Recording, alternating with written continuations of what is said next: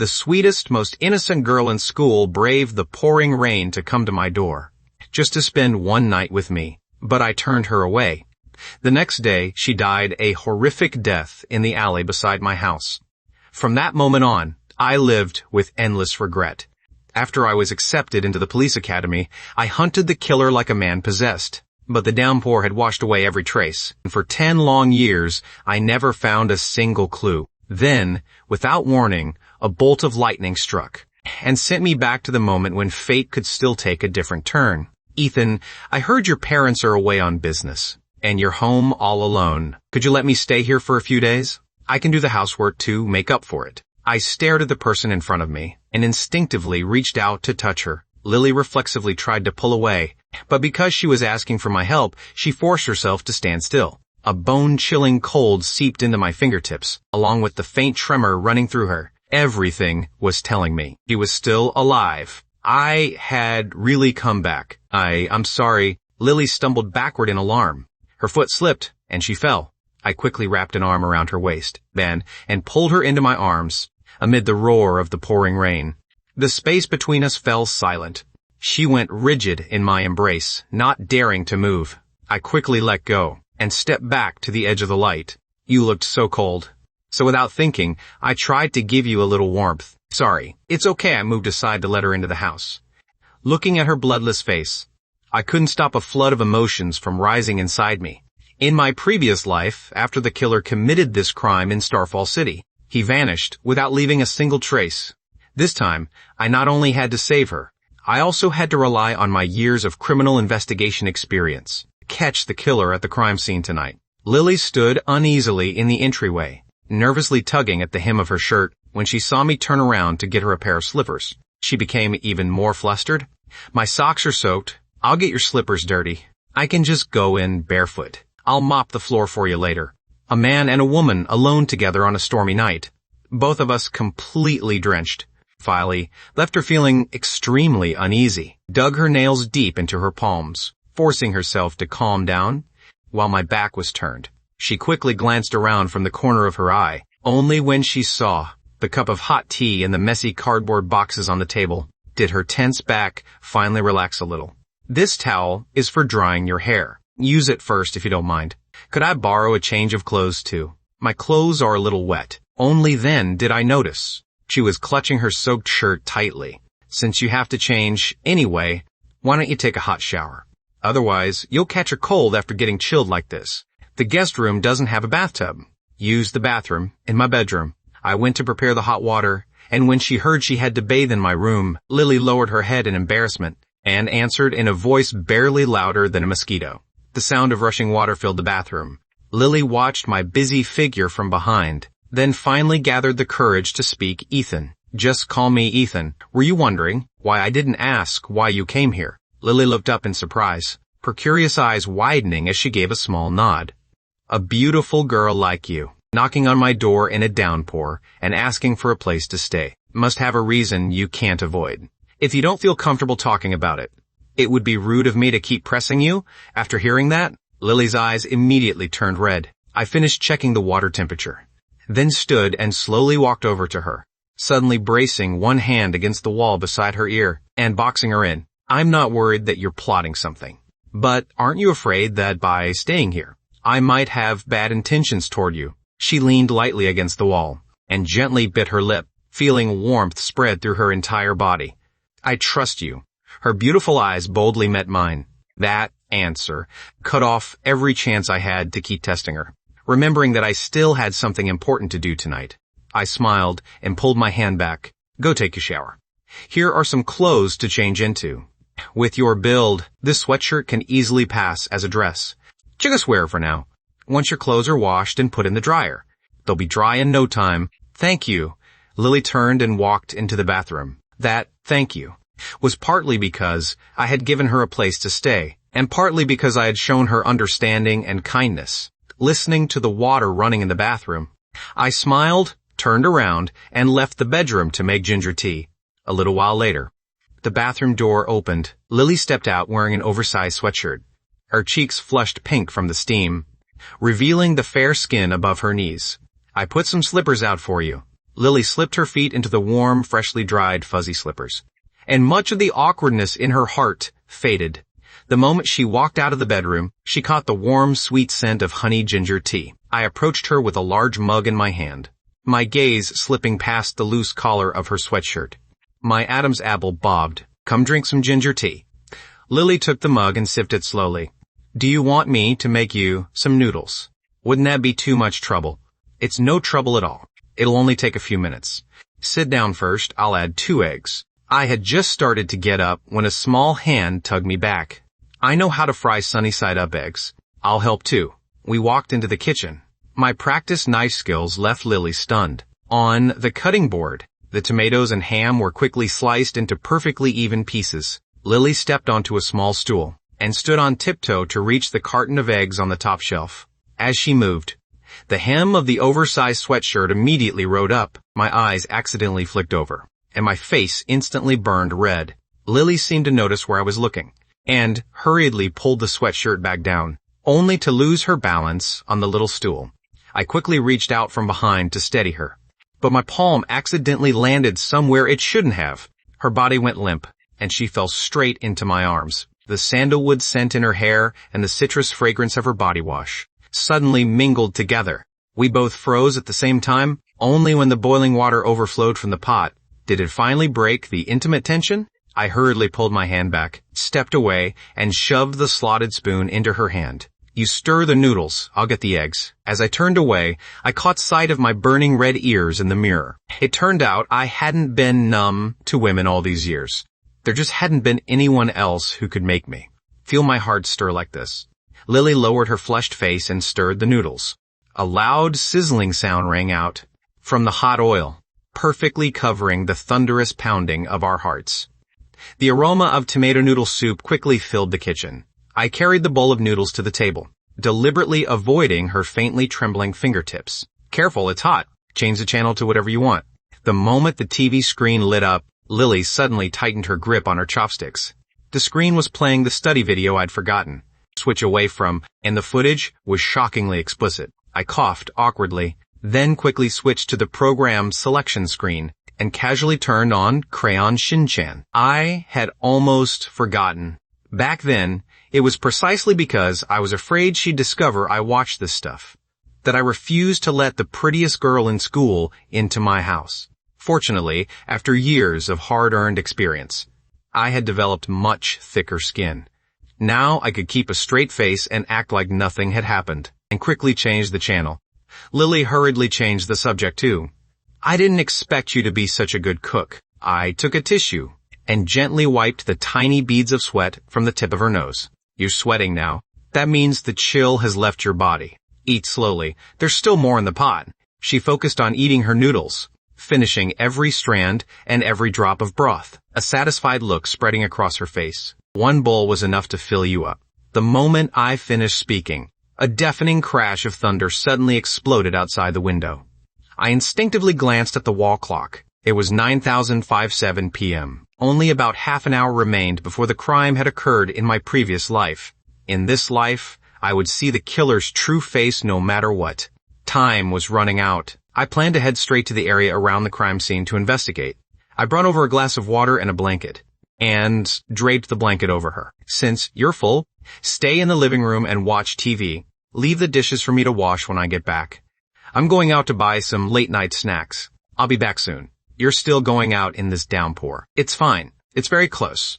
When I reached the door, I suddenly stopped and turned around. I was worried the killer had planned everything in advance. He might even have followed her and be hiding nearby. "Remember, before I get back, don't open the door no matter who rings the bell. I have a key, so I won't ring the bell." After hearing my warning, Lily obediently nodded like a little kitten. She wrapped herself tightly in the fleece blanket as the door closed, staring at the empty room. She curled up on the couch and quietly waited for me to return. I opened my black umbrella and stepped into the curtain of rain, glancing at my waterproof watch. The time was 9:58 p.m. In my previous life, the medical examiner had estimated that Lily's time of death was around 10:30 p.m. My destination tonight was the convenience store on the road she had to take in my previous life. That store was open 24 hours a day. In my previous life, Lily had borrowed an umbrella from the convenience store. She only headed toward the alley where the crime occurred after she finished eating. Even though she was staying at my house tonight, I still had to confirm whether the timeline would correct itself and make someone else die there in Lily's place. I would never allow that to happen. On the way, I took out my phone and checked the security camera at home. On the screen, Lily was hugging her knees, curled up on the couch watching TV, after confirming that she was obediently staying home instead of wandering around. I quickened my pace. Just as I approached the convenience store, I heard a pained groan beside the trash cans at the entrance to the alley. A skinny figure was curled up on the ground. Several thugs surrounded him, punching and kicking him relentlessly, arrogantly demanding to know what he was hiding in his hand. The person pinned to the ground was clutching a pale gray handkerchief tightly. A small metal box had also fallen beside him. Noah. I immediately recognized him as Noah, the withdrawn boy in my class. He was often bullied, hearing my voice. The thugs suddenly turned around, and their faces instantly went pale, because my parents held some influence in New Bay City. These delinquents normally kept their distance from me. I hadn't even lowered my umbrella yet, before they fled in panic as though they had seen a ghost. Only the sound of rain drumming against the metal roof remained in the alley. I crouched down, holding the umbrella steadily over Noah's head. "Are you okay? Do you need me to take you to the hospital for a checkup?" The injury from 3 months ago was still visible on his wrist. It was a burn scar. I reached out to help him up, but he jerked his hand back as though he had been shocked. The metal box struck the wall. Several crayons and half a bag of cat food rolled into the muddy water. "Thanks." Noah lowered his head and picked up his backpack. His soaked bangs covered the beauty mark beneath the corner of his eye. I noticed the fingernails on his left hand. Dark brown stains were lodged beneath them. They looked like dried blood. "It's raining this hard, and you still came out to feed the stray cats." Noah gave a vague response, then suddenly began coughing violently, his thin shoulders trembling in the rain.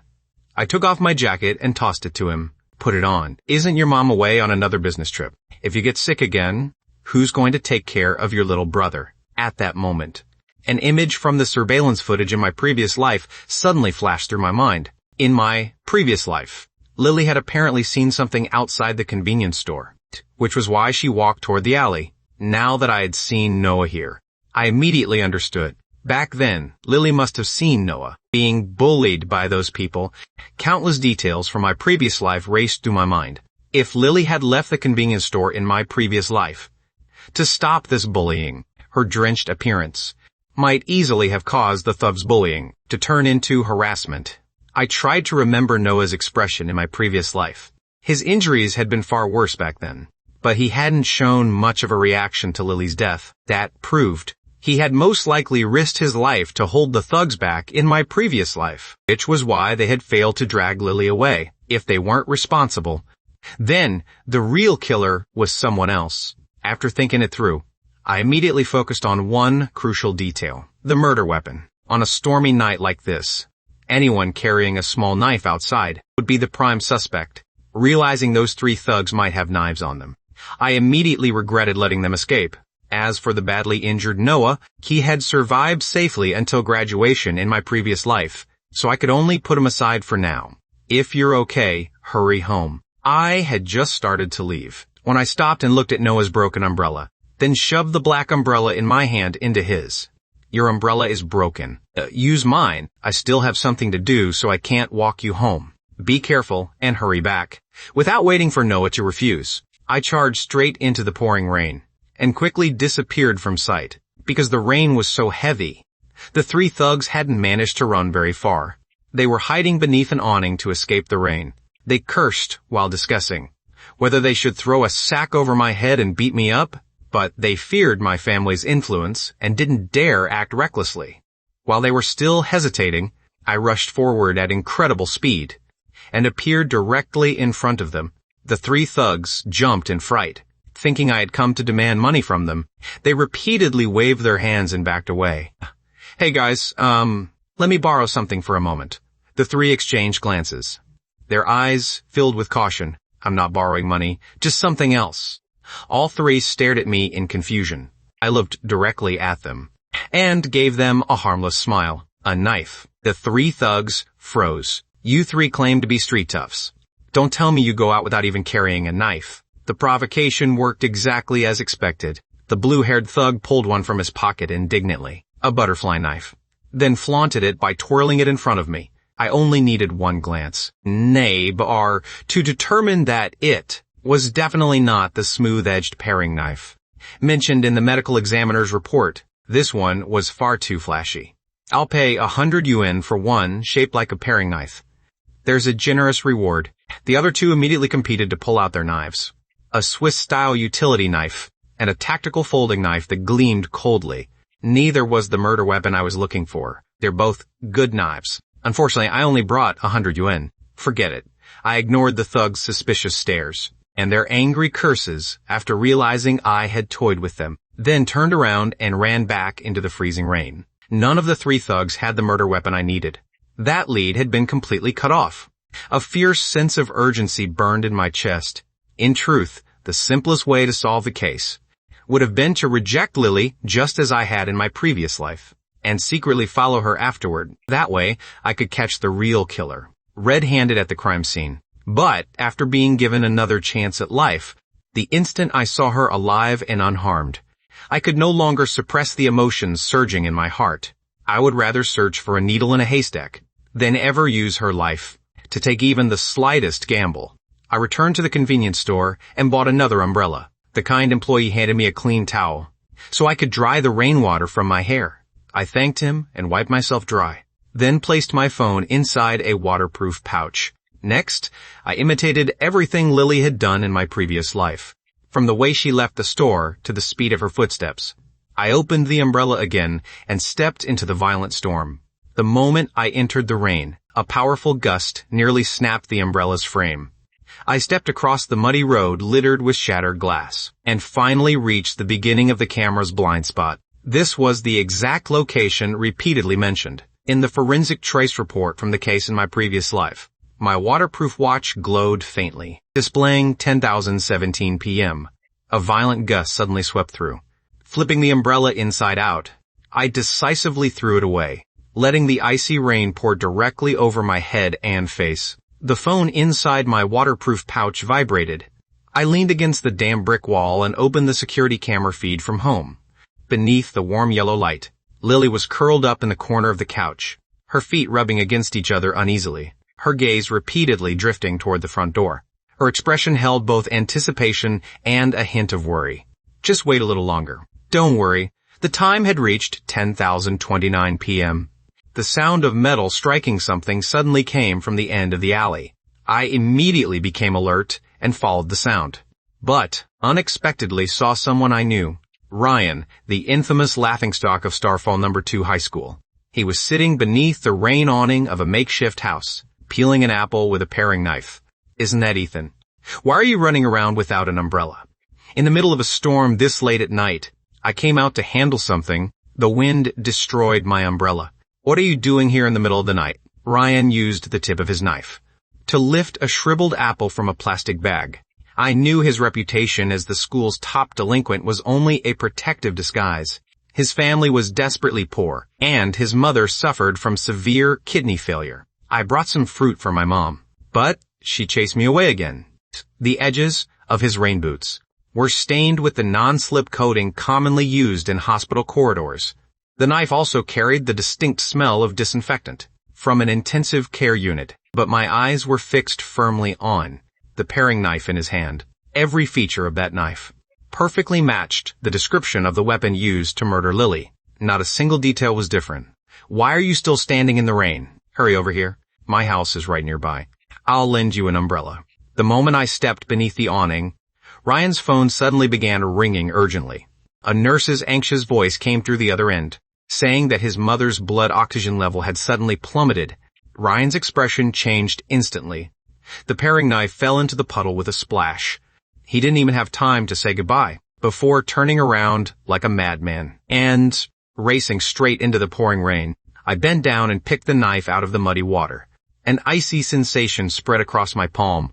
After examining it carefully, I became completely certain that at this exact time and in this exact location, its size and design were a perfect match. This was the crucial weapon that had killed Lily in my previous life. If Ryan had accidentally dropped the murder weapon, then the real killer would most likely pass through this place within the next half hour. And pick it up. I took a deep breath and threw the knife back where it had fallen. Relying on my years of criminal investigation experience, I retreated into the shadows and silently lay in wait amid the downpour. At 10:35 p.m., a man reeking of alcohol staggered beneath the awning. He was a homeless man. He kicked over a can, his cloth shoes covered in mud, grinding heavily across the knife's handle, forcing the blade deep into the mud. Then he stumbled away carrying half a bottle of liquor. At 10:47 p.m., a delivery rider approached and suddenly slammed on his brakes. His tire accidentally ran over the knife, causing him to fall. He cursed while climbing back to his feet, then kicked the knife into a gap beside the drainage channel. Black mud immediately covered the entire knife. The time had reached 10:05 p.m. The knife was completely buried beneath the mud, making it extremely unlikely that anyone would discover it by accident. Only a few minutes remained before the estimated time of Lily's death in my previous life. The final few minutes. Suddenly, a figure wearing a black raincoat and a face mask appeared at the end of the alley. The person bent forward and walked straight toward the knife buried beneath the mud, then crouched down. Every muscle in my body instantly tightened like a drawn bowstring. The moment that person reached for the knife's handle, a wrist emerged from beneath the sleeve, revealing an extremely distinctive acid burn scar. I abruptly stepped out of the darkness, under the pale light. I finally saw the face beneath the raincoat clearly. To my surprise, it was the man known as the kindest person at Starfall No. 2 High School, our chemistry teacher, Mr. Harris. A storm instantly erupted inside me. 3 months ago, he had stopped some students from fooling around in the laboratory, but had been burned by acid himself. Afterward, he had even gently comforted the student who caused the accident. He was also famous for being completely devoted to his wife. No one in the entire area had a bad word to say about him. But if he was the real killer, every suspicious detail from my previous life could be explained. In my previous life, Lily was attacked in the pitch-black alley. Yet she didn't run away. That was precisely because she completely trusted this gentle and kind-hearted man. If Mr. Harris had offered to shelter her beneath his raincoat, then take her home and let his wife care for her, on a stormy night when she was utterly helpless, Lily would never have been even slightly wary of him. At that thought, my heart ached unbearably, but I couldn't act recklessly. After all, Mr. Harris hadn't committed any crime yet. I decided to use my investigative skills to probe why he had come outside in the middle of the night. Mr. Harris immediately raised his head. When he saw me drenched from head to toe, his face filled with surprise and concern. "Ethan, how did you get this soaked?" "I came out to take care of something and got trapped by the rain." "Mr. Harris, what are you doing outside in a storm like this?" I stared closely at his expression and keenly caught a trace of hesitation flashing through his eyes. "Nothing. I just came out to buy a pack of cigarettes." He was lying. Mr. Harris didn't smoke at all, and everyone knew him as a devoted family man. "My raincoat is fairly large. Get underneath it and stay out of the rain. I'll take you back to my house, then lend you a raincoat so you can get home." He still looked as gentle and approachable as ever. I nodded blankly, then squeezed beneath his raincoat. As we crowded together, I noticed his gaze instinctively flicked toward the adult products vending machine nearby, before he quickly looked away. Then he placed an arm around my shoulders. Throughout the walk, I pretended to be dazed like a soulless corpse. When we reached his front door, Mr. Harris suddenly took out his phone and sent a message, then quickly put it away. "I forgot to bring my keys. Wait here for a moment, okay?" But I had clearly felt a key ring hanging from his waist. This was his second lie tonight. The suspicion in my heart continued to grow. A moment later, the door finally opened. The person who answered was Mr. Harris's wife, Mrs. Harris, another chemistry teacher at our school. She was wearing a silk nightgown, with the belt tied loosely around her waist. Her cheeks were still flushed. The warm light spilling from the entryway allowed me to glimpse a tipped bottle of wine on the living room coffee table, scented candles that were still burning, and rose petals scattered everywhere. Air was still filled with lingering intimacy. At that exact moment, My mind suddenly became completely clear, all the clues instantly connected into one clear sequence. Mr. Harris had originally planned a romantic night with his wife, but discovered they had run out of protection, so he braved the storm to buy more, because he was always eager to help others. He had casually cleared away the garbage blocking the drain, and accidentally found that paring knife, but after running into me, he felt too embarrassed to continue buying those things, and didn't feel comfortable leaving me alone, so he brought me back to his house. As for pretending to forget his keys and sending that message, it was only to give his wife, who was wearing a revealing nightgown, enough time to change clothes. Every unusual thing he had done now had a perfectly reasonable explanation. How did you get this soaked? You poor thing. Hurry and dry yourself with this towel. Thank you, Mrs. Harris. I accepted the towel and dried my hair. The suspicion in my heart turned into even greater confusion. If he was still the same kind-hearted man, if his wife had been waiting eagerly for him to come home and be affectionate with her, would a man like that really develop wicked intentions toward a female student on the street, then murder her and abandon her body? Mrs. Harris noticed that Mr. Harris was still holding a dirty knife, and curiously asked, "Where did you find that knife? Why is it so filthy?" "I found it near the drain. It was blocking a lot of garbage. Then I ran into Ethan and forgot to throw it away." As Mr. Harris spoke, he prepared to toss the knife into the trash, but I suddenly realized something was wrong. "Wait, Mr. Harris, let me see that knife."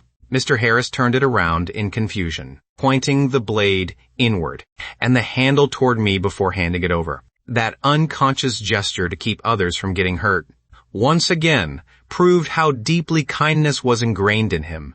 I took the paring knife and examined it carefully. My expression immediately changed.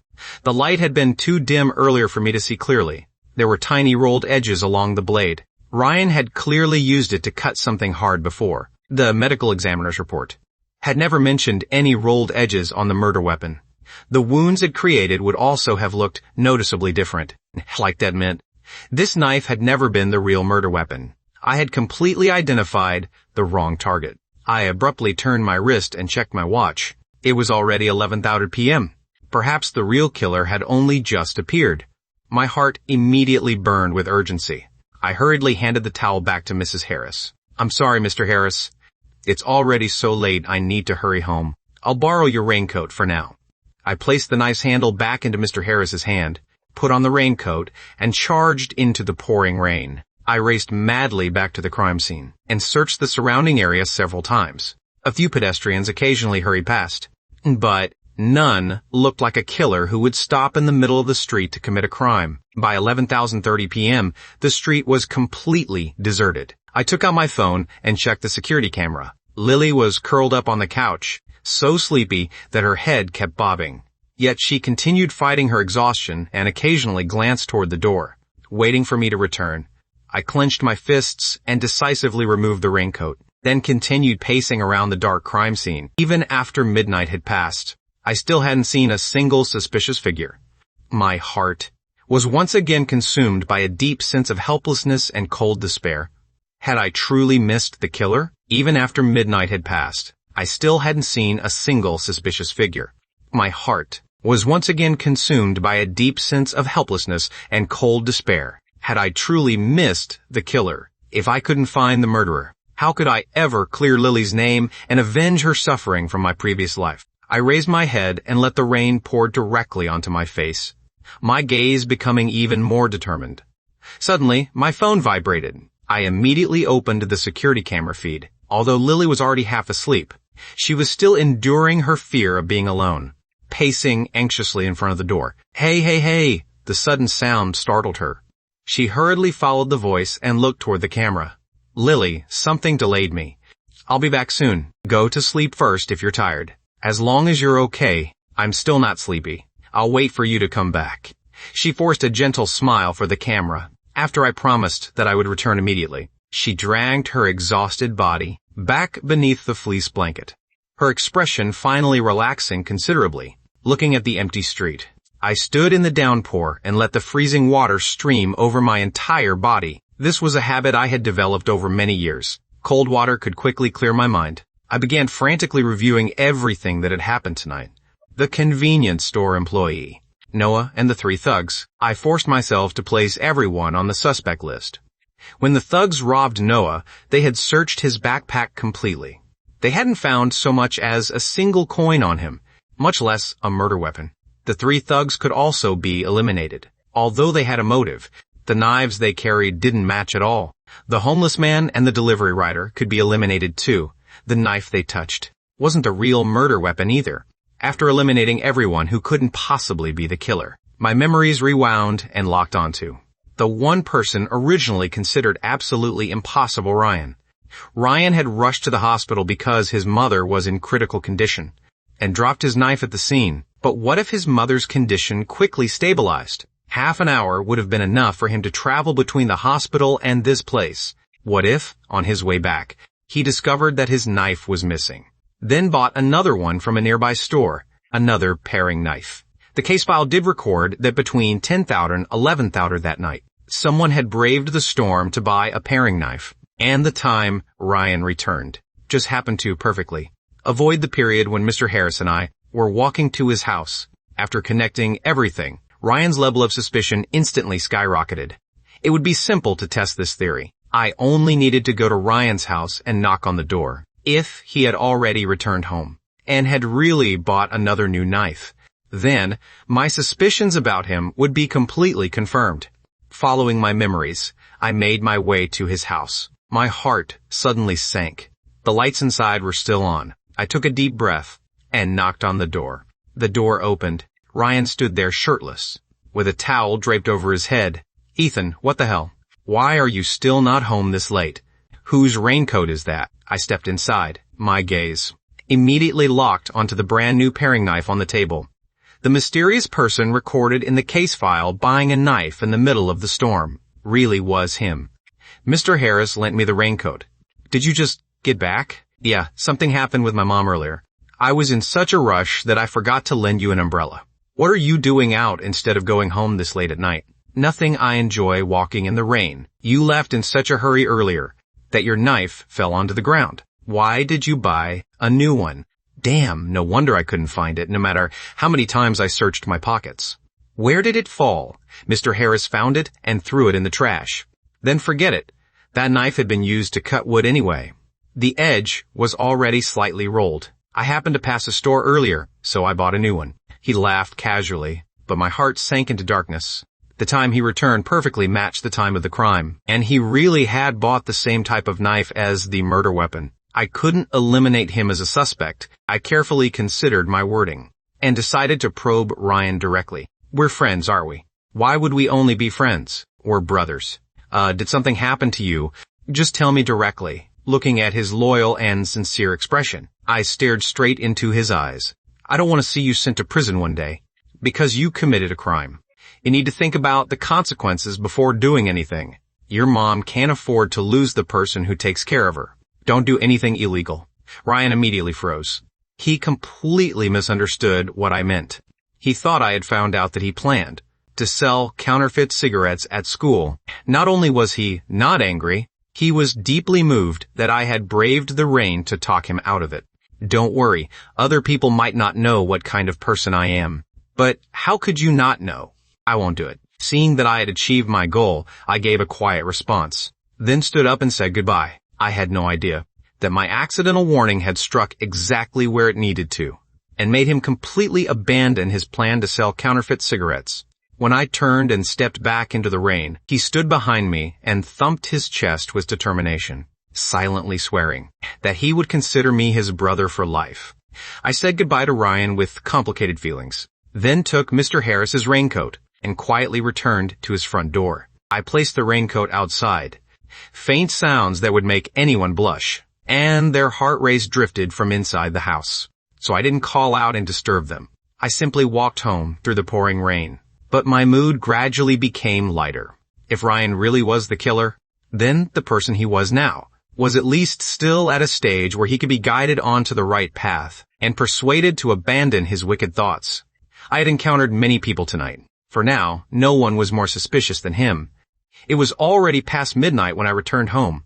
As the door opened, Lily, who had been half asleep beneath the fleece blanket, suddenly opened her eyes wide.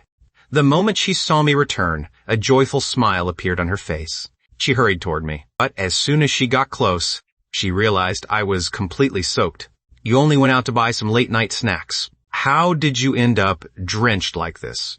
The wind and rain were too strong. My umbrella broke and the wind blew the snacks away too. So there's nothing left for you to eat. Hurry and take a hot shower. You'll catch a cold like this. Looking at the concern filling her face, I smiled. The guest room only has a hard wooden bed frame. Nothing else has been prepared yet. You can sleep on the couch tonight, or squeeze into bed with me. I'll sleep on the couch.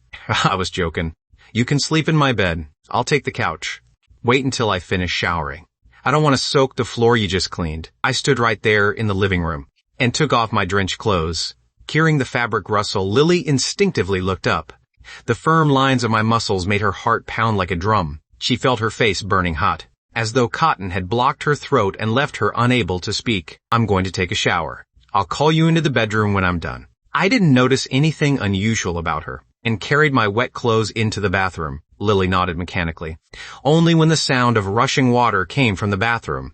Did she collapse onto the couch as though all her bones had disappeared?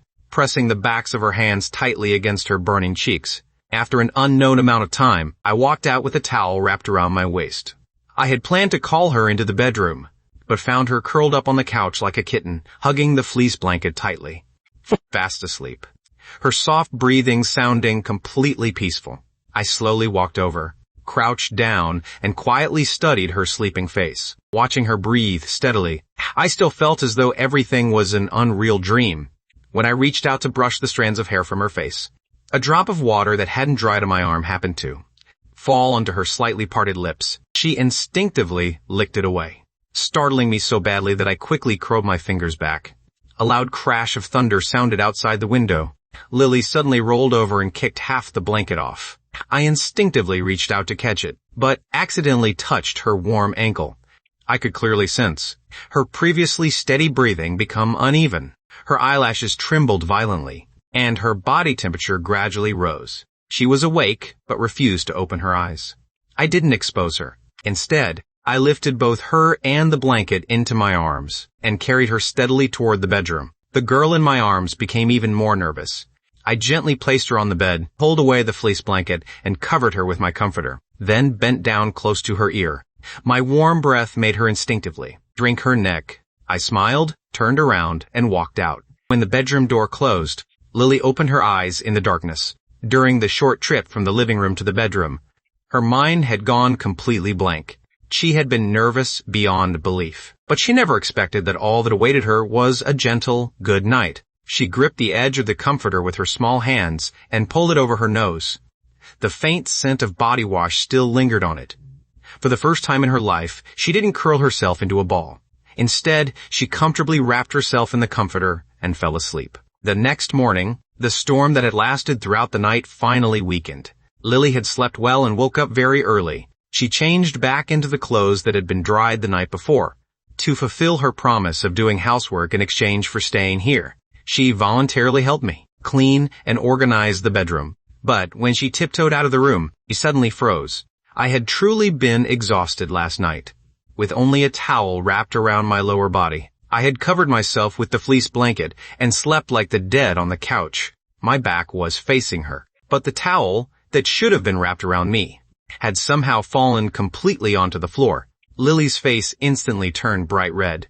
To distract herself, she skillfully took ingredients from the refrigerator and made sandwiches, along with warm milk. But inside her mind, she couldn't stop herself from remembering the embarrassing sight she had just seen. Lily had just carried breakfast to the table. When I woke up on the couch, still half asleep, I instinctively reached toward the nightstand for the gun I always carried. But my hand only touched the cold glass surface of the coffee table. I abruptly pushed myself upright with my left hand. The old injury in my left shoulder from pursuing a dangerous criminal in my memories didn't hurt in the slightest. I rubbed my temples, then frowned and pulled the towel back up. The skin that entered my vision was completely different from what I remembered. All the battle scars on my body had disappeared, replaced by a young, smooth body that looked brand new. I became completely alert. I really had returned to 10 years ago. I abruptly turned toward the open bedroom door, and my heart immediately skipped a beat. Only when I saw her busy figure in the kitchen did I fall heavily back onto the couch and release a long breath of relief. Thank God this wasn't a dream. He had truly survived that stormy night. In my previous life, as a criminal investigator, I had always carried endless guilt and exhaustion, and never enjoyed even a single day of my youth. Now she was still alive. And my youth had returned too. This time, I was determined to live properly. Ethan, wake up and have breakfast. I finished preparing it. I don't know whether it'll suit your taste. Lily secretly poked her head out of the dining room and called to me gently. I sat up and followed the delicious aroma. The enticing scents of wheat and milk drifted through the air. I'm coming. I walked over to the dining table. Lily was sitting there quietly waiting for me. You don't need to wait for me next time. You can eat first. It's fine. I need to wait until you finish so we can wash the dishes together anyway. Try it and see whether you like it. Tell me if there's anything I need to improve. I'll make it that way next time. You're good enough to open a shop behind the school. I'll collect the money while you handle the cooking. I was fairly hard-working when I lived alone, but if I keep living with you like this, I'm afraid you'll turn me into a lazy pig. Hearing that, Lily cupped her cheeks with both hands, and her smile became even brighter. I took a bite of the sandwich.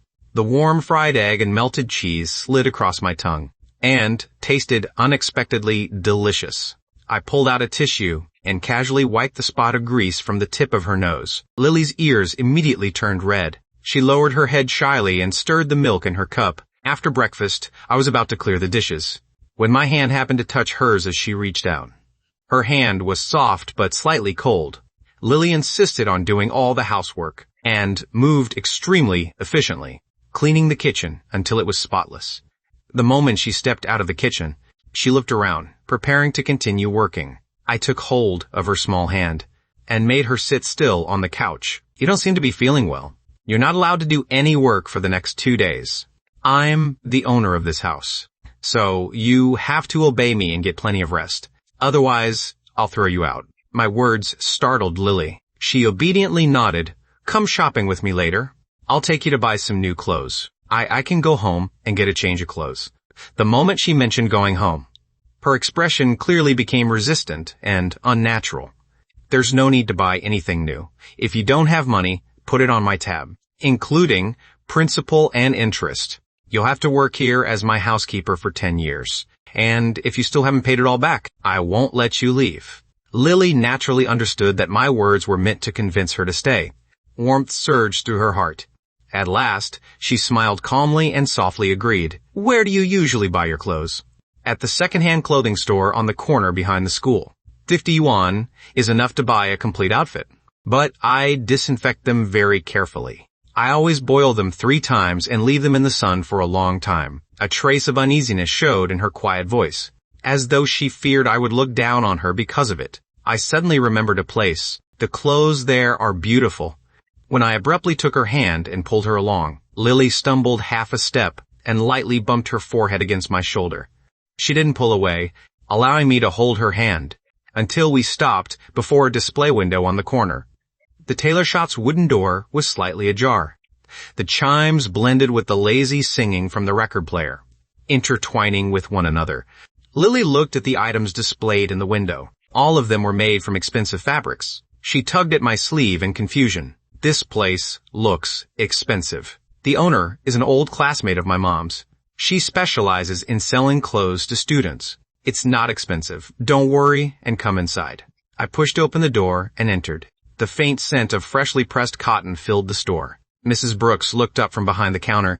Her gaze landed on our intertwined hands, and she smiled, making the fine wrinkles at the corners of her eyes appear. What a beautiful girl. Ethan, did you bring your girlfriend here to pick out clothes? Lily's ears instantly turned bright red. Noticing her nervousness, you estás. I gently released her hand. Mrs. Brooks, please help her choose a few outfits for the changing season, and get her several sets of undergarments too. They need to be pure cotton and meet safety standards. Mrs. Brooks smiled and led Lily toward the back.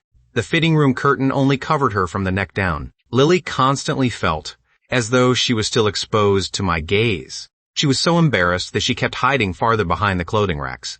I retreated to the window and sat down, casually flipping through a design catalog. But the teasing voice behind the curtain still reached my ears clearly. You really don't want that lace set. Listen to me. A woman needs to know how to make herself happy. Undergarments are worn underneath your clothes. As long as you like them, that's all that matters. This set will definitely drive that boy Ethan crazy. You like it, and he'll like looking at it. Isn't that the best of both worlds? Lily had originally intended to explain our relationship, but the words wouldn't come out. In the end, she merely blushed and agreed. After they finished choosing the undergarments, Mrs. Brooks carried several more outfits behind the curtain. Listening to the rustling fabric inside, a thin layer of sweat appeared on the back of my neck. My mind kept imagining what she would look like wearing them. The curtain was suddenly pulled open. Does it look strange? Lily held the hem of her dress and turned halfway around. The morning sunlight covered her in a translucent honey-colored glow. The hem curved beautifully like a newly blooming lily of the valley. My Adam's apple bobbed hard. I suddenly stood and smoothed the collar of her blouse. You buttoned the second button wrong. My fingertips accidentally brushed the skin along her neck. I immediately jerked my hand back as though I had been shocked, then casually placed a wide-brimmed straw hat on her head to conceal my flustered reaction. It looks like you're both very satisfied. Try this outfit too. The curtain was pulled closed again.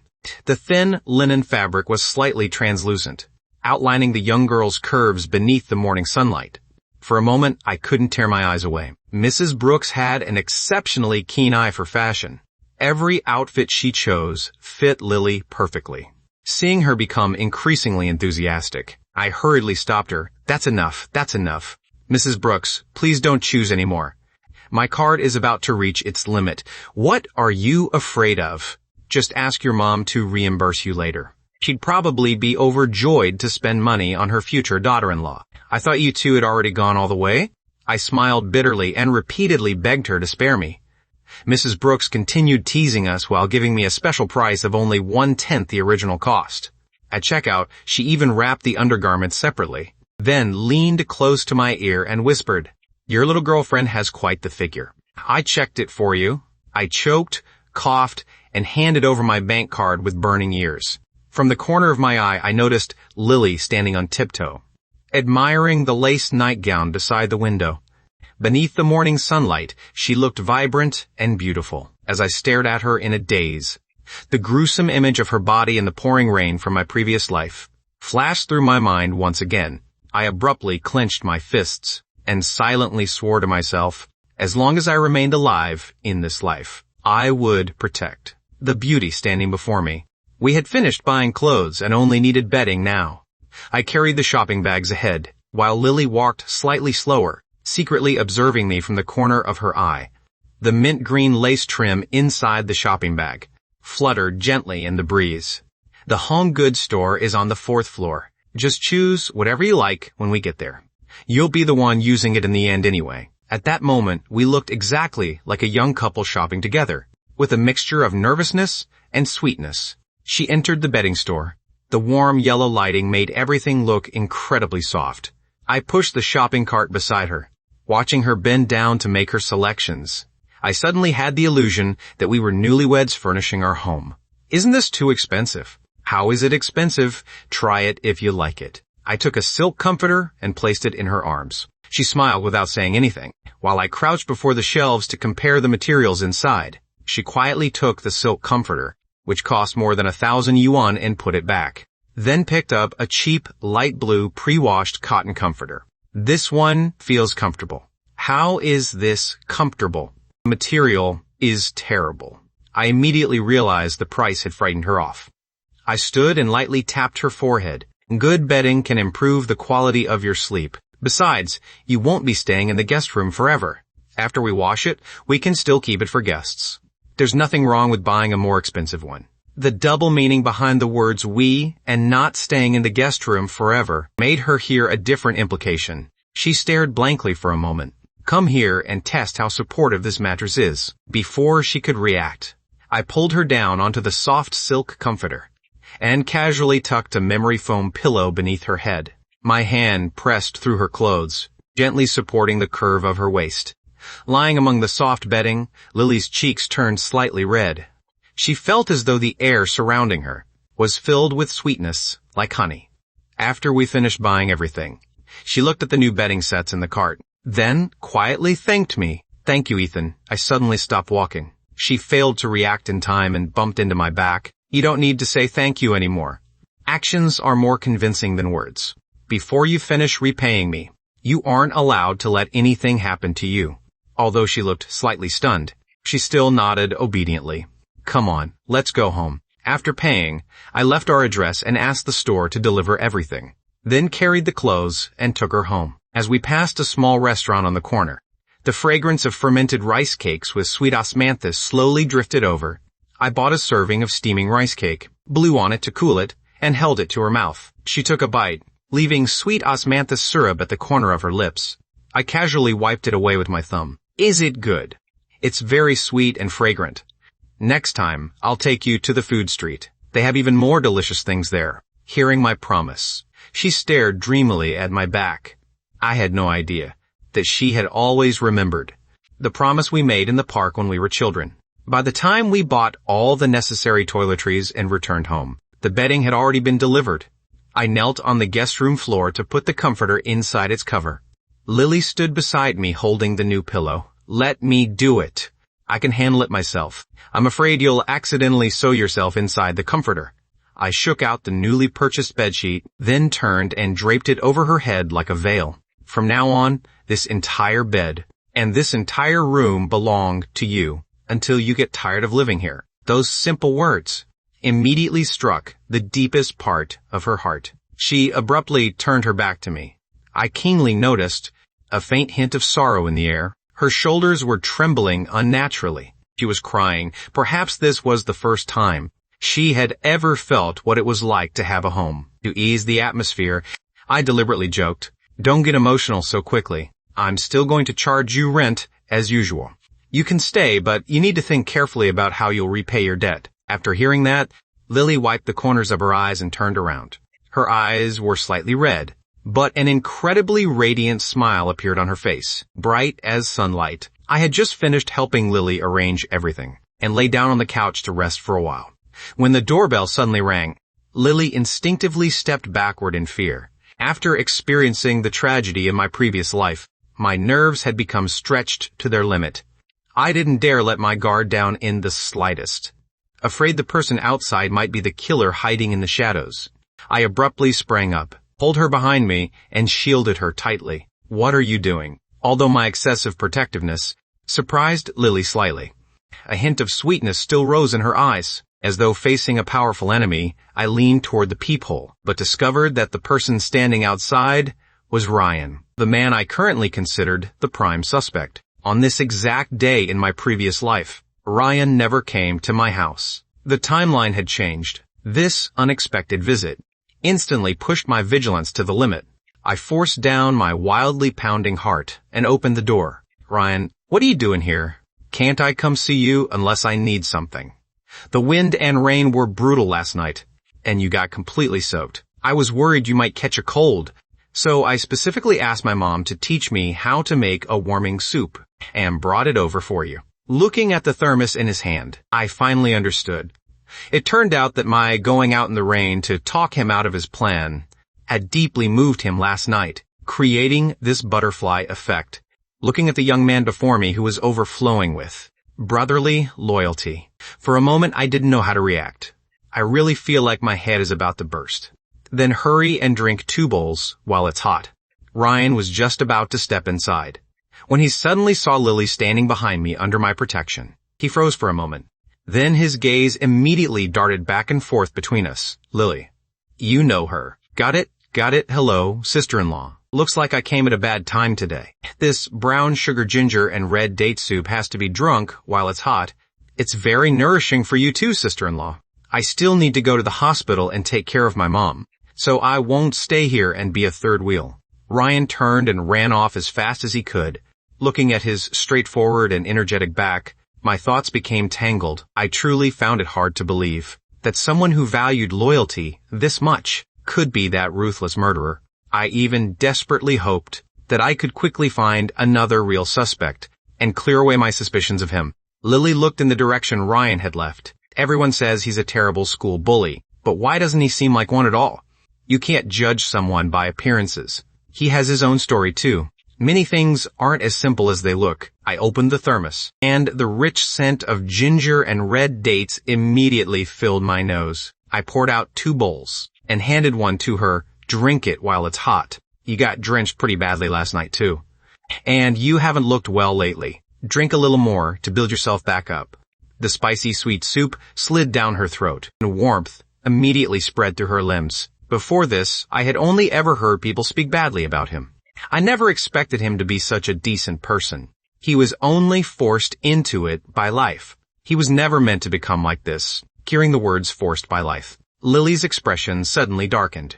Those few simple words, after, had clearly touched the deepest pain in her difficult life. I only knew the general outline of Lily's family situation. In my previous life, while investigating her case, I had gone to find her parents, but learned almost nothing. Her parents had divorced and each started a new family. She had always lived with her mother. That made me certain that, on the stormy night in my previous life, Lily, being driven to the point of begging for shelter, had to be connected to her biological family.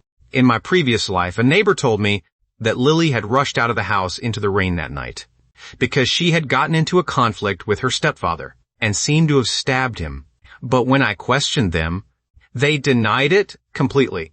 They claimed her stepfather had slipped on the floor and accidentally fallen onto the knife her mother had been using to peel an apple. They also said her stepfather had seen that Lily's phone contained a photo of a male student. He had merely scolded her a little, and that caused the argument. Not long after Lily left home, they went to the hospital. Security footage confirmed when they arrived, eliminating both of them as possible perpetrators. But when he learned that Lily had died, her stepfather showed no reaction at all, while her mother fainted on the spot and later completely lost her mind. What hurt me even more was the investigation revealed that after leaving her mother's house, Lily had gone to her biological father's home, but came back out not long afterward. In the security footage, her head was lowered, and she looked even more devastated than when she arrived on that stormy night. She had been turned away one after another by the families of the 2 people closest to her. Only then did she come to my house. I couldn't imagine how much despair had tormented her heart. By the time she knocked on my door, every time I thought about it, regret surged through me like a tide and swallowed me whole. Fortunately, heaven gave me another chance at life. I would never let her go again. I carried a cup of warm milk to the couch. Lily was curled up in the corner reading a book. The warm light outlined her slender figure. I caught sight of her unconsciously, gently rubbing the inside of her left wrist, where a pale pink crescent-shaped scar remained. Try it. I added some honey. I placed the glass in her hands. She was just about to thank me, but remembered my rule and swallowed the words. Amid the gentle fragrance of milk, I noticed that she was reading the copy of The Book of Changes I had casually placed on the bookshelf. What is it? Are you planning to become a fortune teller? That's right. Once I learn it, I'll tell your fortune, Lily smiled playfully. While the 2 of us were talking, the piercing sound of a car slamming on its brakes suddenly came from outside. Lily jolted violently and nearly spilled the milk in her hand. I quickly took hold of her trembling hand. After confirming that nothing had happened outside, I sat beside her again and gently held her hand. Don't worry, you still owe me until you've paid everything back. No one who comes here can take you away. Lily had just been frightened, and hearing this made her heart pound even harder. Once you learn it, remember to see whether we're compatible. I'm worried you might bring bad luck to your creditor. Hearing my words, Lily's small face instantly turned bright red. She had already secretly compared our birth charts and unexpectedly found that we were extremely compatible. Which university do you want to apply to? I have a few ideas, but I still haven't decided. What about you? My goal is very simple. Whichever school you apply to, I'll apply there too. You owe me a huge debt. If I don't keep following you, and you run away, I'll lose everything. Lily used her spoon to draw small circles. As she looked into my smiling eyes, a bittersweet taste rose in her throat. I want to get into Golden City University, or the psychology program at Capital Medical University. Neither of those schools is easy to get into. Why do you want to study psychology? The image of her mother losing her mind suddenly flashed through my thoughts. Could her mother have already suffered from a mental illness? Lily parted her lips, but ultimately chose not to explain. It's a good field, and it can also strengthen my own mental resilience. I'll work as hard as I possibly can. Then I'll tutor you. She looked at me in surprise. My current grades were only average in our class, while she had always ranked near the top. What is it? Are you looking down on me? Yes. You are lying. Whenever you lie, you don't dare look people in the eye. And you hesitate when you speak. I knew it. To her. Those words meant that I had always been quietly paying attention to her. The sweetness in her heart immediately surpassed the milk in her cup. To prove myself, I took out the book, 5 years of college entrance exams, 3 years of practice tests, and swiftly solved several pages, quickly and accurately. In truth, in my previous life, I had studied to enter the People's Public Security University and hunt down the real killer, until I was nearly driven mad. These problems had long since been engraved into my soul. Seeing the academic brilliance I had kept hidden, a look of admiration flashed in Lily's eyes. Then doesn't that mean I'll have to owe you an additional tutoring fee? What happens if I can't afford to repay it? Then hurry and sign an indenture contract for me. I handed her a pen and paper. I had only meant it as a joke, but to my surprise she actually took them, lowered her head and began writing seriously. I had planned to see what she would write, but Lily only wrote the words indenture contract on the paper, along with the line contract signer, Millie, leaving a large blank space in the middle. She smiled and handed the paper back to me. You can fill in the conditions in the middle yourself, my dear creditor. Then doesn't that mean I can do anything I want? Then how would you like me to serve you, my esteemed creditor? She smiled playfully. I suddenly leaned close to her ear.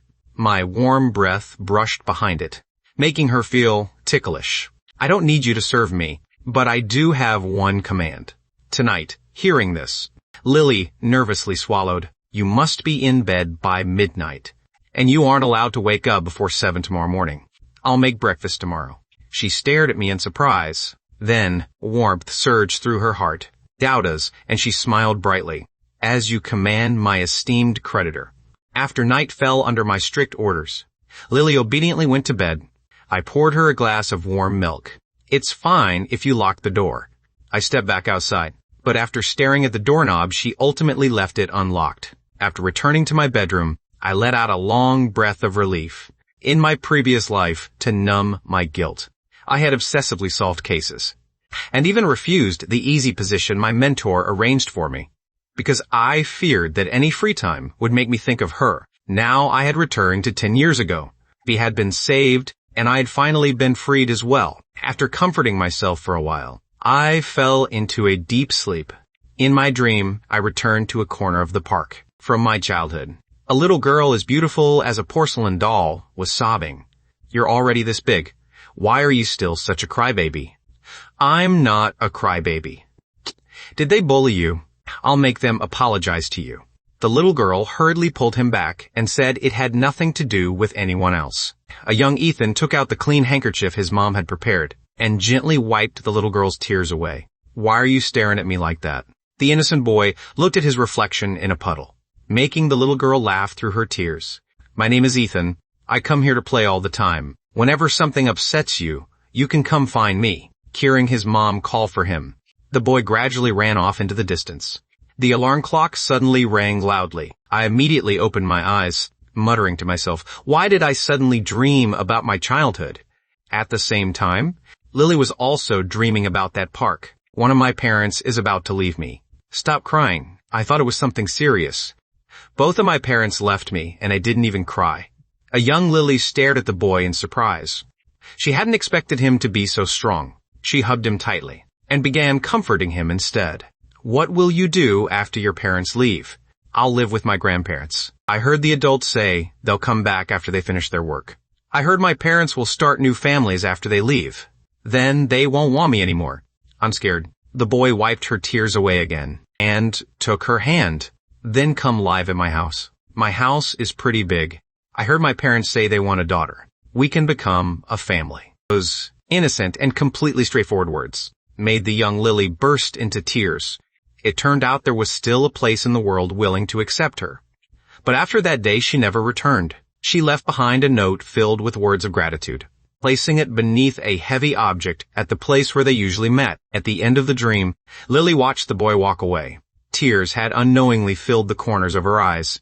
I knocked on the guest room door, woke Lily up, and went with her to the dining table. On the table, I had specially prepared red date, red bean barley, and lily bulb porridge to restore her strength and improve her complexion. Watching her sip the porridge like a kitten, I unconsciously stared at her in a daze. Why do you keep looking at me? I suddenly realized that you look a lot like someone. When I was little, I met a young girl. We played together for less than half a month before she moved away. I feel like you look exactly like her. Didn't she say goodbye to you? Hearing Lily's question, I sank into my memories. She didn't say goodbye in person. I found a small torn note, and only then learned that she had left.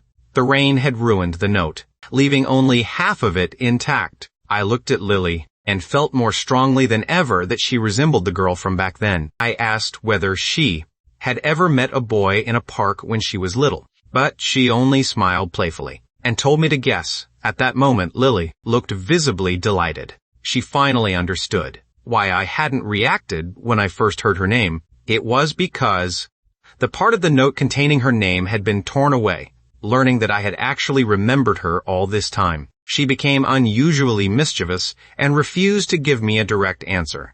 I don't think you were that girl, because you're much prettier than she was. Looking at her face instantly turned bright red. I smiled smugly. After breakfast, I prepared to take her out to buy a phone. After all, I couldn't keep her tied to my side 24 hours a day. At the same time, I was wondering how to ask my mom, who was far away, to lend me some money. After buying expensive clothes and bedding last night, I had nearly reached the limit on my credit card. I sent my mom a message asking to borrow 5,000 yuan, but she unexpectedly transferred 50,000 yuan directly, looking at her message saying to ask for more if it wasn't enough, and reminding me to treat my girlfriend well. I smiled bitterly. It seemed Mrs. Brooks had told my mom that I brought a girl in to buy undergarments with such powerful financial backing. I immediately felt much more secure. We don't have anything else to do today anyway. Is there anywhere you want to go? I want to visit the park in the old district. The park in the old district, the exact place where the little girl and I had met all those years ago, combined with what she had just said, and the fact that her parents had divorced and started new families, along with her habit of avoiding eye contact when she lied, and hesitating whenever she spoke. Every detail suddenly fit together perfectly. A powerful emotion surged through my heart. After she died in my previous life, my world had been swallowed by grayness, and I had no desire to remember anything from my childhood. Now that I thought about it carefully, she was the little girl from back then. That park is perfect for flying kites. We can buy one on the way. After flying it, we can visit the food street. That sounds great. I've never flown a kite before. Seeing how excited she became over something as simple as flying a kite, my heart filled with compassion. The ordinary life most people took for granted was an incredibly rare experience for her. I silently swore to myself, no matter how many colors her life had been missing, I would help her recover every single one. Before we go, I'll buy you a phone. You don't have one with you if something happens. If something happens, how is your creditor supposed to find you? Hearing my clumsy excuse, she smiled and nodded. I pushed open the glass door of the phone store. An enthusiastic employee removed the dust cover and introduced us to a pink phone designed for couples. Hearing him call us that, Lily shyly gripped the hem of her pale blue dress. I pointed at the phone. The sunset pink model cost 4,888 yuan. Seeing her stare blankly at the price tag, I directly covered her eyes with my hand. Don't look at things you shouldn't see. Just obey your creditor. The employee brought over a display phone and taught us how to take a selfie. The frame briefly passed over my profile. Lily awkwardly pressed the camera button, but only a tiny corner of her face appeared in the picture. You need to hold it this far away for a good selfie. I leaned closer and took hold of her hand. The warmth of my palm passed through the back of her hand and into her skin. I pressed almost against her temple before taking the photo. The screen lit up, In the picture, she was tilting her head slightly upward, while my profile rested close to her hair. The glass behind us reflected our figures, with our two shadows overlapping. Anyone who saw it would think we were a young couple secretly taking a photo together. After buying the phone, the employee offered to engrave our initials for free. Then engrave EMMM. Lily stared at the letters in confusion. The first two letters were my initials. But what did the final two letters mean? Even after leaving the store, she continued thinking about it in a daze, and nearly tripped over the doorstep. I reached out and steadily pulled her into my arms. The faint fragrance of her hair drifted past my nose. Watch where you're going.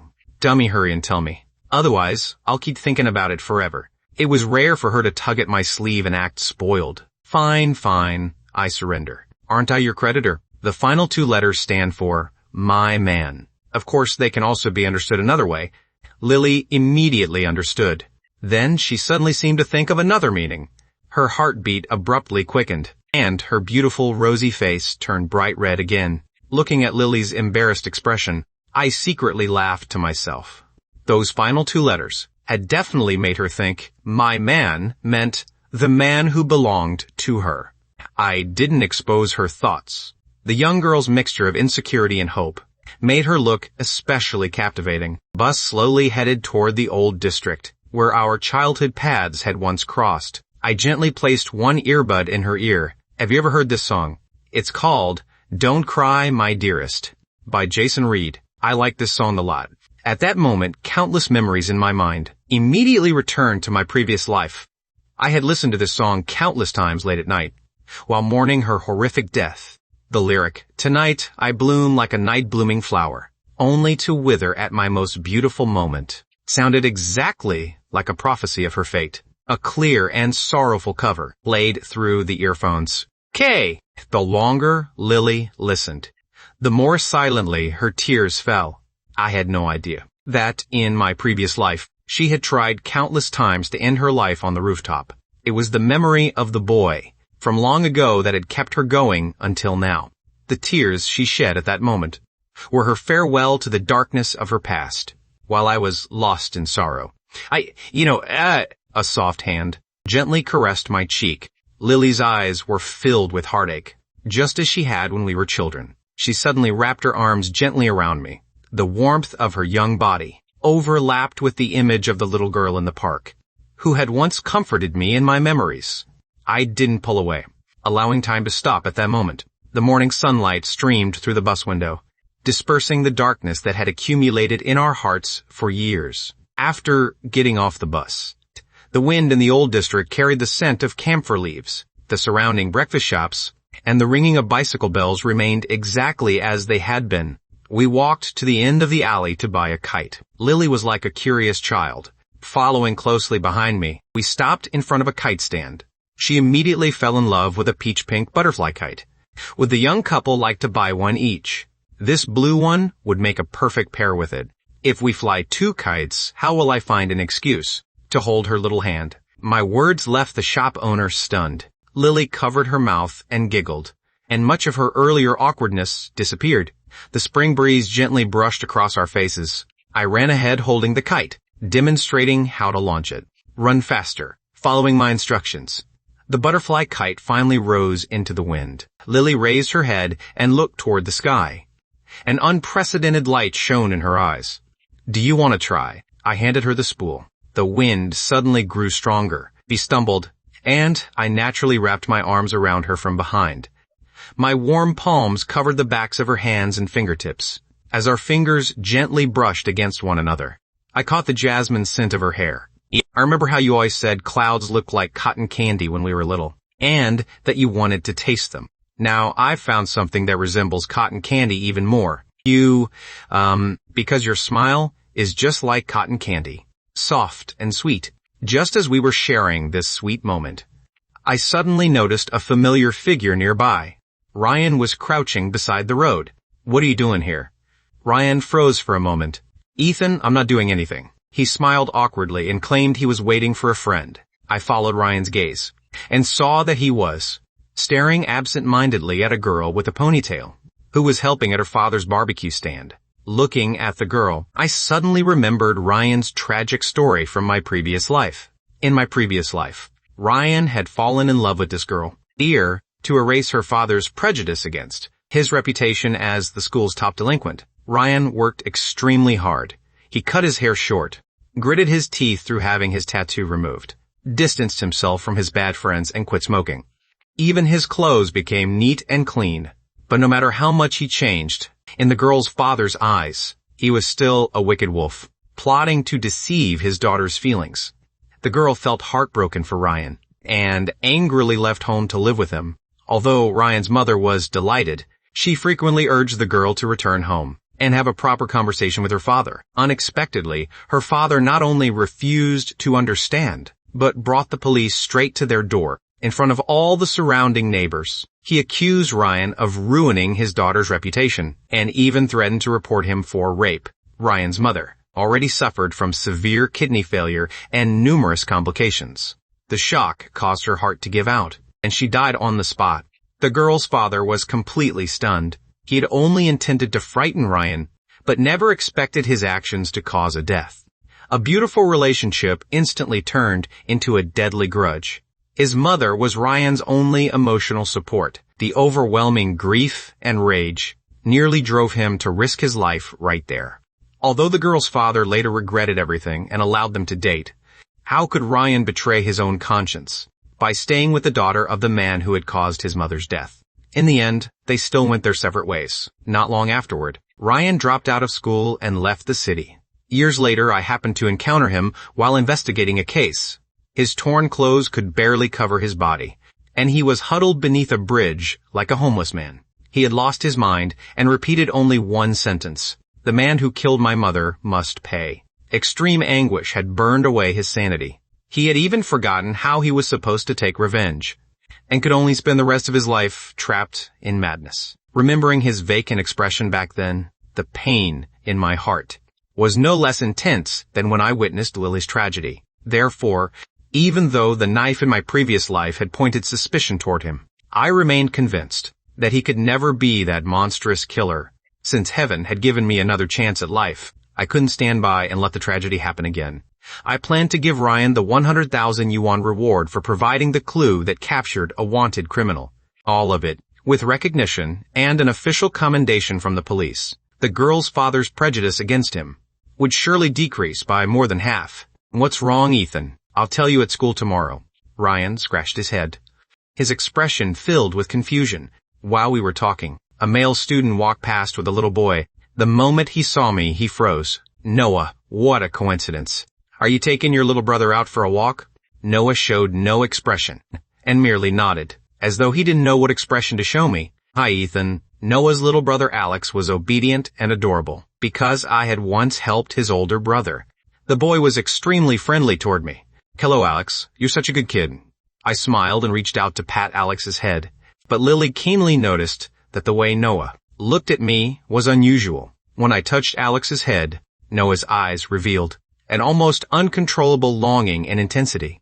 He was deeply envious that his younger brother could receive my affection, as though he wished he could take the boy's place. That intense emotion made his entire body tremble faintly. Lily was frightened by his strangely fervent gaze. She couldn't tell whether it contained extreme malice or an unsettling form of goodwill. Noticing Lily's gaze, Noah suddenly turned his head and shot her a piercing look.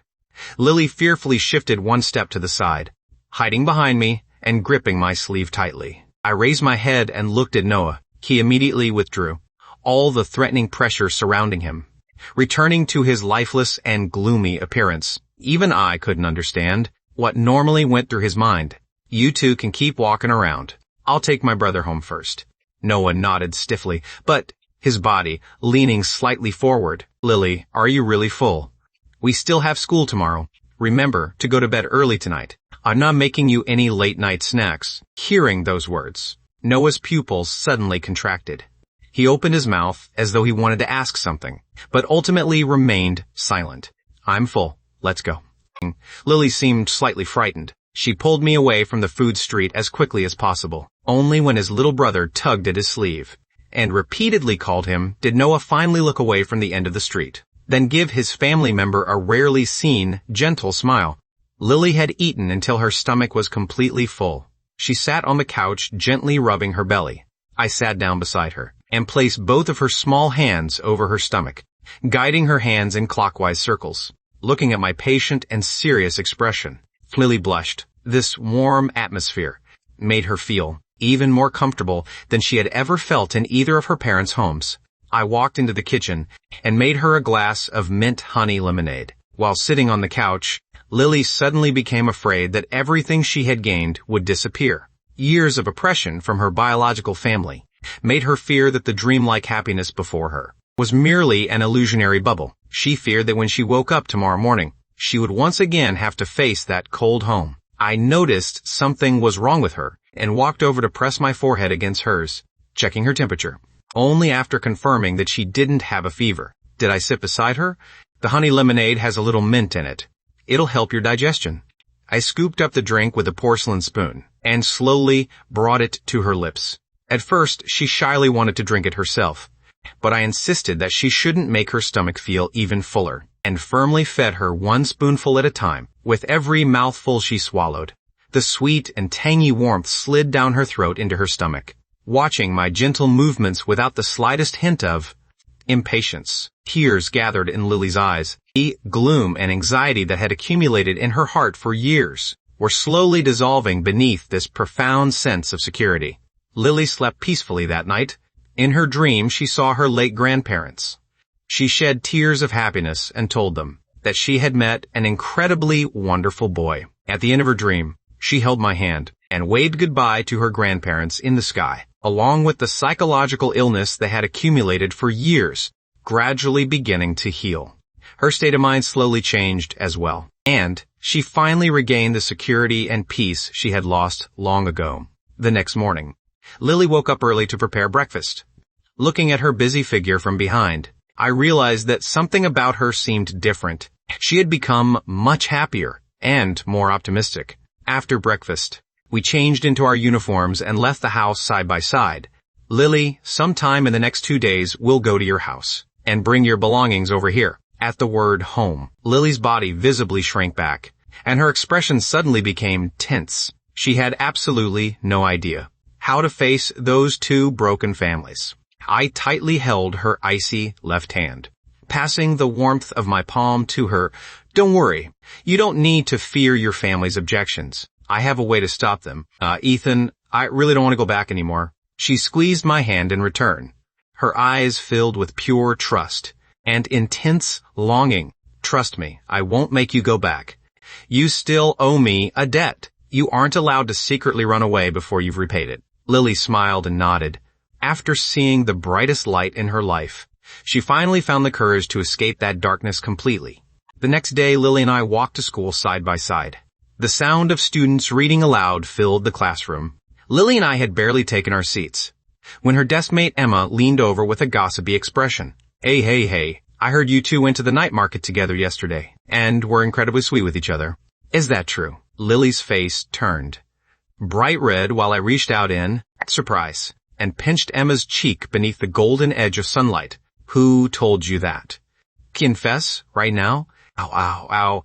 It was Noah's little brother, Alex. He said you were dating a beautiful older girl. I helplessly released her.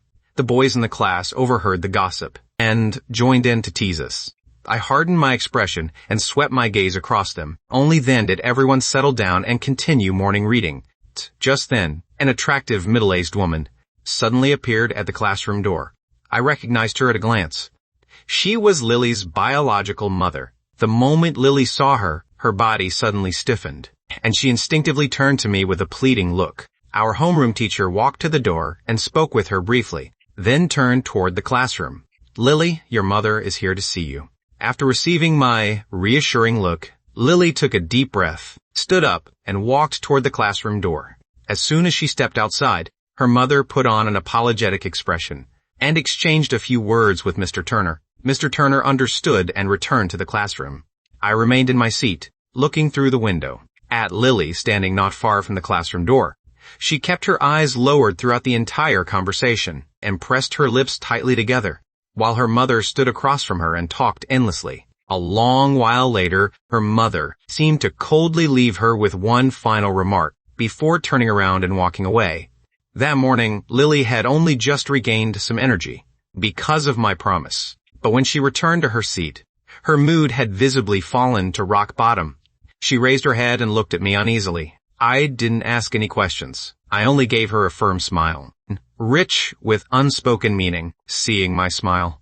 Her tense shoulders finally relaxed slightly, and her expression gradually calmed down. Lily, why did your mom come looking for you? Nothing. She just talked about some family matters. Children shouldn't ask too many questions about adult business. When morning reading ends, I'll take you to the school store and let you eat as much as you want. Now be good and read your book. I used my book to lightly tap Emma's gossip-loving head, naturally helping Lily escape the questions. But inside, I had already worked out my next plan.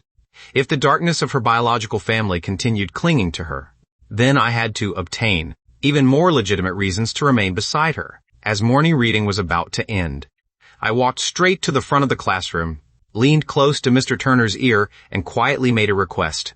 At your age, your studies should still come first.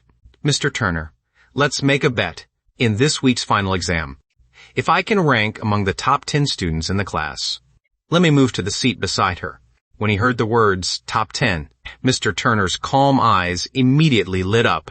He had never been an inflexible person. If I could turn the innocent feelings of adolescence into motivation to improve myself, then in his eyes, it was something worth encouraging. I admire your courage. All right, as long as you make the top 10. I'll agree. I smiled and held out my pinky to seal the deal. After returning to my seat, I immediately opened my English textbook and began reviewing almost obsessively. My deskmate Liam stared at me as though I were a monster. Ethan, why are you suddenly addicted to studying? I ignored him, because I knew this was a battle I had to win. As soon as morning reading ended, I fulfilled my promise and took Lily and Emma to the school store. Emma selected 10 yuan worth of snacks, deliberately getting revenge for me pinching her cheek that morning. Seeing that Lily still looked listless, I took a lollipop from the shelf and handed it to her. Eat something sweet and get your blood sugar up. It'll make you feel a little better. Remember what I told you this morning. I'll resolve everything after school. Lily gripped the lollipop and took several deep breaths, finally giving me a radiant smile, without the slightest trace of reluctance. The moment we walked out of the store, I saw Ryan lounging casually on the edge of a flower bed, his eyes fixed on a spot not far away, where a ponytailed girl was helping sell barbecue. It was Chloe. He was staring so intently that he didn't even notice us approaching. Hey, if you keep staring like that, someone is going to think you're a stalker. Ryan suddenly snapped back to reality. When he saw us, he stammered Ethan, then greeted his sister-in-law, making Lily's face turn bright red. I told Lily and Emma to return to class first, then turned and sat beside Ryan. Since I caught you, your brother here will teach you something. You only need one thing to pursue a girl's sincerity. But I'm not worried that Chloe won't accept you. I'm worried about her extremely traditional father. He definitely won't approve of your current delinquent appearance. Ryan's face immediately filled with worry. In my previous life, it was precisely because of this stubborn prejudice that Ryan's mother became so agitated her illness flared up. Her heart gave out and she died, and Ryan ultimately descended into madness. In this life, I would never let that tragedy happen again. I have a way to change his opinion of you. I know. A clue leading to a wanted fugitive with a reward of 100,000 yuan. Go to the police station and report it. Once the police capture him, you'll receive the credit. With official recognition from the police and praise from the school, if Chloe's father still looks down on the way you dress, tell him you endured humiliation to help solve the case.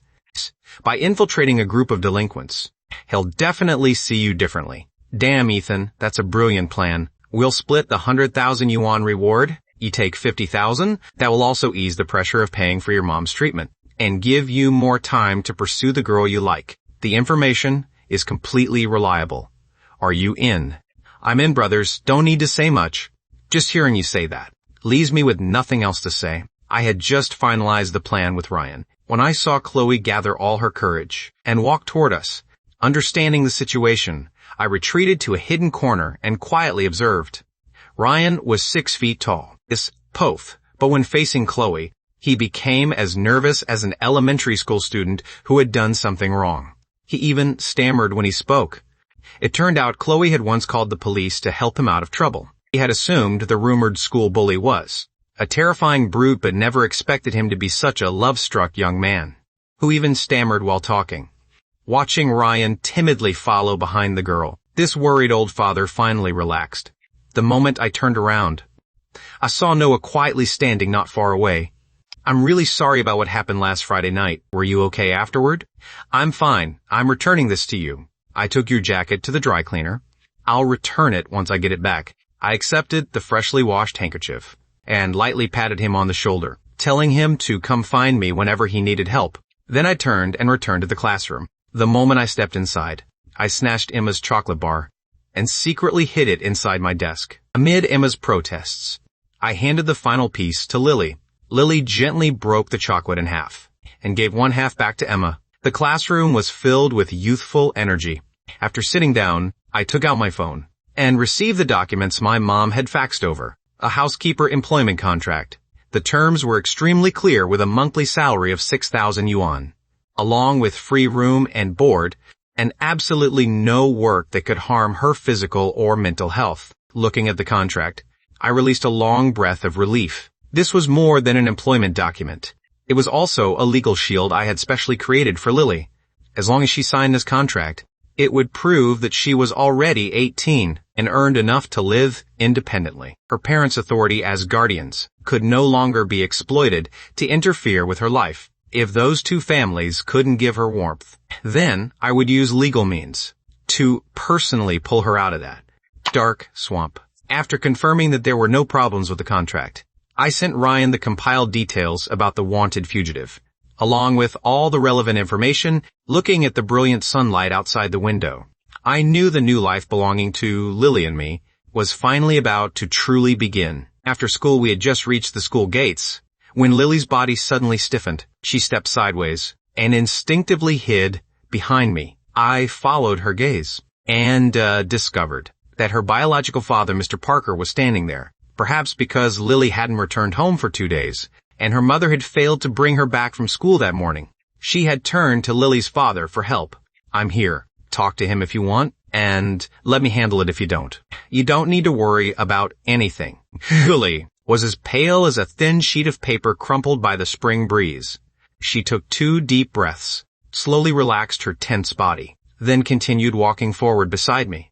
We deliberately ignored Mr. Parker and walked straight out of the school gates. But we hadn't gone very far before hurried footsteps came from behind us. "Lily, wait a moment.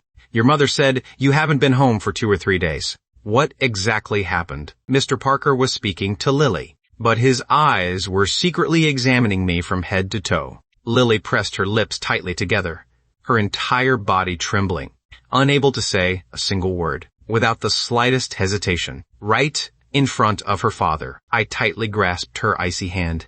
The sight left Mr. Parker frozen in place. Lily also looked at me in shock, with fear filling her eyes.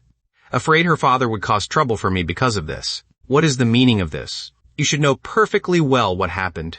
It was pouring rain Friday night, yet she didn't even have a home where she could shelter from it. So you tell me what happened. Who are you?" "I'm her classmate." Let go of her hand. "Stay away from our Lily. On such a violent and stormy day, you would rather watch your own daughter stand outside in the rain and still refuse to let her stay for even 1 night. Could that place still be called her home?" I had no intention of showing the slightest respect to such a selfish, cold-hearted hypocrite. "You little bastard, who do you think you are? What gives you the right to lecture me? What right do you have to interfere in our family affairs? Let go of her right now, or I'll contact your teachers and parents." "Go ahead. Why don't I call my parents right now? Would you like to hear them? Give you a lecture while they're at it." "I don't care. You're harassing a female student. If you don't let go, I'll call the police." "The police are a government law enforcement agency, not your personal bodyguards. I suggest you calm down, sir." Unable to win the argument against me, Mr. Parker reached out and tried to drag Lily away by force. My eyes turned cold. I twisted his arm and firmly gripped his wrist. The restraint techniques I had learned in the police force in my previous life gave me strength far beyond that of an ordinary high school student. Mr. Parker groaned in pain. I'm only going to tell you 3 things. Listen carefully. First, Lily's legal custody belongs to her mother. You have no right to forcibly control or touch her. Please take your hand off her. Second, when she needed protection the most, you stood by and watched her get forced out into the pouring rain. Today, what right or dignity do you have to stand here pretending to care? Third, she's already an adult, and she is capable of supporting herself. She doesn't need your charity, unless you have something else to say. We still need to go have lunch. Excuse us. After speaking, I forcefully threw his hand aside. If you dare keep harassing her, I'll go to your company and hang up a banner, so all your coworkers and supervisors can hear how cruelly you left your own daughter outside your door on a stormy night. I imagine that would seriously affect your chances of promotion.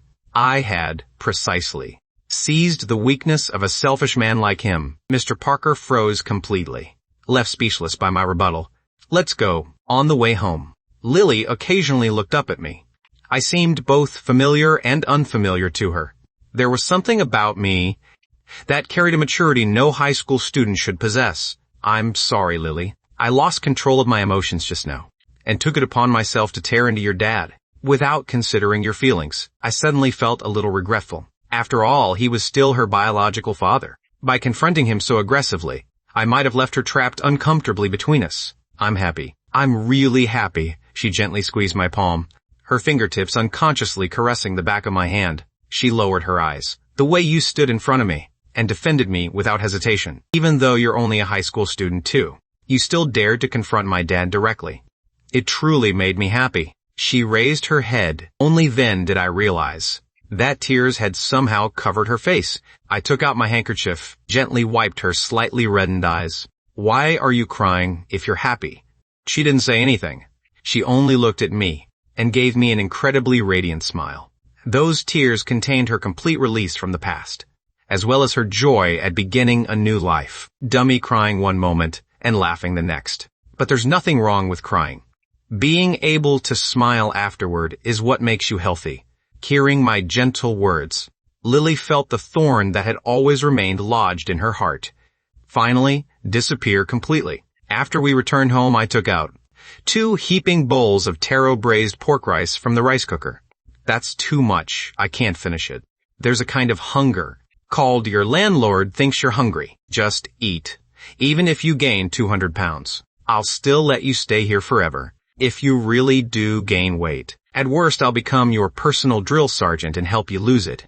Don't torment yourself over your figure. Girls are cuter with a little softness to them.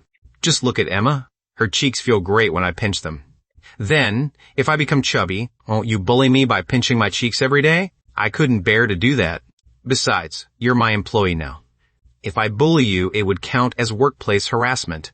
You could report me to the labor department. And I couldn't afford the compensation.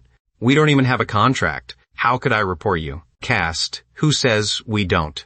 I put down my bowl and utensils and walked over to the fax machine, then placed a document in front of her. Your indenture contract was prepared long ago. Sign it after you finish eating. Lily stared at the name on the contract in surprise. You already talked to your mom about this. She had to be the one to arrange it for the contract to be legal. Did she say anything else? Yes. She said she'd fire you if you didn't take good care of me. Immediately. Especially this clause about taking care of my daily needs. For example, if my blanket is too cold at night, you'll be responsible for warming it up for me. That is obviously an unreasonable clause. Special services like that cost extra. Seeing that she was no longer as stiff and embarrassed as before, and had even learned to joke with me, I couldn't help laughing. This employment contract had finally placed her completely beneath my protection. The atmosphere around the dining table carried a comforting warmth. Lily flipped through the pages on the table. At first, she thought it was only another casual joke from me, but discovered that every clause was detailed down to the smallest matter. It was astonishingly formal. You aren't really planning to pay me the salary written here, are you? Once you sign a contract written in black and white, of course, it becomes legally binding. If I don't pay, you can sue me, and I'll have to compensate you several times over. That won't do. Maybe we shouldn't sign this contract. Looking at her conflicted expression, I leisurely took a sip of milk. Having already planned everything, this contract isn't some game between the two of us. Its true purpose is to deal with any trouble your parents might cause in the future. When she heard the word parents, I keenly noticed her shoulders shrink almost imperceptibly. Her eyes filled with confusion. My parents. What does this have to do with them? Although you recently turned 18, until you have a stable income, they can still exercise complete control over you, but according to Article 18 of the Civil Code, as long as you earn a stable income sufficient to support yourself, you will be regarded as having full civil capacity. I quickly opened my phone, found the relevant law and held it in front of her. Yes, simply put, as long as you have this job, you will have the right to refuse any forced interference from your parents. If they try to coerce you, you can use the law to protect yourself. Is that really true? No outsider could possibly imagine how that bloodless form of emotional abuse within her family had once driven her into such hopelessness. Now, as she looked at the law, I finally saw the darkness in her eyes completely disappear, replaced by a vitality I had never seen before. Now you understand the benefits. Finish eating and sign it obediently. But 6,000 yuan a month is far too much. Even my mom only earns 3,000 a month. There's no way I can do a housekeeper's job well enough. Why don't we cut it in half? Dummy, you eat my food and live in my house. Won't I eventually collect that money back from you anyway? That number is only there for outsiders to see. In the end, all the money will still belong to me. Then I'm relieved. She immediately relaxed and began eating large bites of pork and rice from her bowl, as though even every grain of rice had become sweeter. I couldn't resist teasing her again. I was joking. You won't lose a single cent. If you think it's too much, then use your salary to cover all the household expenses from now on, and let me experience what it's like to be financially supported. All right, I, Lily, hereby promise that from now on I'll use my salary to support Ethan for the rest of his life. Everything we ate and drank was recorded on video as evidence. After the meal, she happily signed the contract. She even hummed a cheerful tune while forcing me out of the kitchen, then put on gloves and happily washed the dishes herself.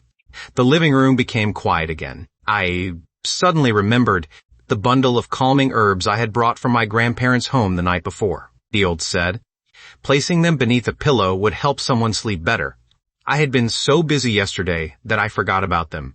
I walked into the guest room. The bed had been arranged perfectly neatly by her, and a faint, pleasant fragrance lingered in the air.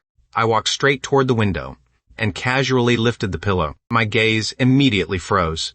A cold paring knife was lying silently beneath the pillow. My pupils suddenly contracted. The knife almost perfectly matched the murder weapon the medical examiner believed had been used to kill her in my previous life. Its size and design were identical. This definitely wasn't a knife from my house. Ever since she wandered through the rain and came here, she had kept this knife close to her at all times. Countless images from my previous life exploded through my mind. Suicide had already been completely ruled out because the angle of the wound didn't match. But if she had carried the murder weapon herself, then everyone I had removed from the suspect list simply because they weren't carrying a weapon. Noah, while he was being bullied, the thugs and the homeless man who passed by, the delivery rider, even anyone who had merely brushed past her. If the murder weapon had been on her body, then anyone who passed through the area on the night of the crime could have taken the knife and used it to attack her. Every deduction I had previously made was completely overturned at that moment. That knife isn't for washing dishes. At some point, she had appeared in the doorway. She saw me standing in a daze with the pillow in my hand, then noticed the exposed paring knife on the bed. Extreme panic immediately filled her eyes, afraid that I would misunderstand. It's okay. You don't need to explain anything to me. You're a young woman living alone outside. Having that kind of self-protection awareness is a good thing. I pulled her tightly into my arms, feeling her stiff and helpless body, while deep within my eyes, I was frantically reorganizing the complicated details of the case from my previous life. In this life, I swore I would never let the tragedy happen again.